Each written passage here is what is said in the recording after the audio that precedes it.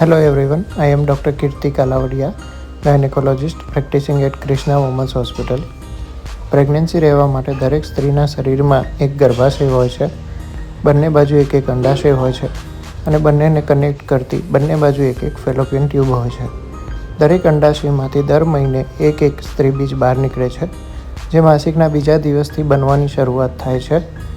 રોજે રોજ 1 થી 2 mm જેટલું મોટું થઈને મોસ્ટલી માસિકના 12મા દિવસ સુધીમાં એ બીજ બનીને તૈયાર થઈ જાય છે.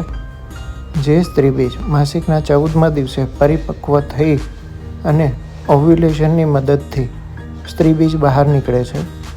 આ સ્ત્રીબીજ ફેલોપિયન ટ્યુબમાં થઈ અને ગર્ભાશય સુધી પહોંચે છે. જે દિવસે સ્ત્રીબીજ છૂટું પડે એ દિવસે જો રિલેશન રાખવામાં આવે તો ભાઈના સ્પર્મ ફેલોપિયન ટ્યુબ સુધી પહોંચે છે. ત્યાં દરેક એક સ્પર્મ એક સ્ત્રીબીજને મળીને બાળક ફેલોપિયન ટ્યુબમાં બનાવે છે.